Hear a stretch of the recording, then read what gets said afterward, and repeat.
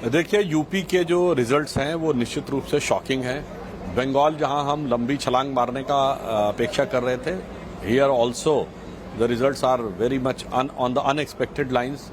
राजस्थान जो आपने कहा, वहां हमें 2-3 सीटों में समस्या नजर आ रही थी, पर राजस्थान में ज्यादा प्रॉब्लम दिखाई पड़ रही है। यूपी के ट्रेंड के बारे में मैं कहना चाहूंगा, since these are just the trends, और आपको पता है कि फाइनल एनालिसिस क्या होता है, वो तो फाइनल रिजल्ट के भी कई दिन बाद तक होता है। तो आई मगर आपको अगर कोalition सरकार बनाना पड़ेगा, आपके लिए एक ऐसी सिचुएशन है, अगर आपके नंबर 272 टच नहीं करे तो इसका इम्पैक्ट क्या होगा? सुधांशु त्रिवेदी, इसकी एनालिसिस तो करनी पड़ेगी ना। अभी इस वक्त बीजेपी 240 पर है। देखिए जी, the final figure which settles down to the extent of being irreversible is after 12 p.m.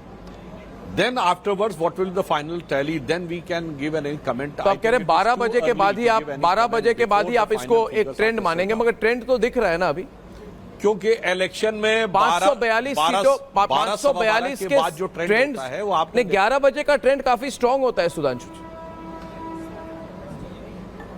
11 बजे का आपकी बात सही है, परंतु जो मैंने वर्ड क्या यूज किया सर, मैंने वर्ड यूज किया, इट इज 15 मिनट्स टू 11। मैंने ट्रेंड यूज किया कि after 12 whatever the figure settles down, it becomes almost irreversible. जी, 12 बजे से पहले ट्रेंड चेंज होते रहते हैं, जैसे आपके भी फिगर्स ऊपर नीचे जा रही हैं। तो मुझे ऐसा लगता है कि ये क्वेश्चन जो आपने कहा है, वैसे तो हमारी कोलिशन गवर्नमेंट ही चल रही है, हम एनडीए के साथ ही इलेक्शन में गए थे, मगर इसके बारे में 303 सीटें बीजेपी की थी, तो इस बार अगर 272 नहीं हो तो सिचुएशन तो बदल जाती है ना।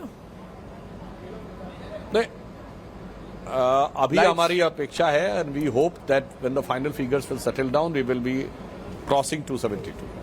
जी जी जी जी जी जी जी ऐश्वर्या, बिल्कुल बिल्कुल। और आप देख रहे हैं सुधांशु जी, बट सुधांशु जी, उत्तर प्रदेश में बाबा का बुलडोजर, नरेंद्र मोदी, काशी, इन सारी बातों पे विपक्ष तो सवाल उठाएगा, विपक्ष तो पूछेगा, विपक्ष बोलेगा कहां है वो वेव जो आप बाबा की बात कर रहे थे, बाबा is the next popular leader है। बट क्या गड़बड़ हुआ है? अखिलेश यादव ने एक कॉन्स्टिट्यूएंसी पे, नोएडा से लेके गाजीपुर तक 2-2, 3-3 बार अपना कैंडिडेट बदला सुधांशु जी, बट उनका वो डिसीजन सही दिख रहा। आप अभी बराबरी पे हैं 35-34, और अगर मैं उनको और कांग्रेस को जोड़ लूं तो वो आपके और आरएलडी से आगे हैं। और ये इलेक्शन कमीशन का data, something has gone wrong in UP.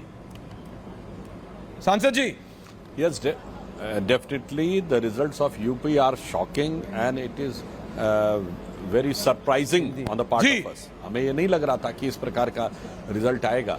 तो जो मैंने आपसे कहा कि जो अंतिम परिणाम आने के बाद ही इसका विश्लेषण किया जाएगा, और हम विश्लेषण हर चुनाव के बाद क्या करते हैं, जीतने के बाद भी और यदि प्रतिकूल रहते हैं तो उसके बाद भी। लेकिन आपको अब क्या लग रहा है इस समय?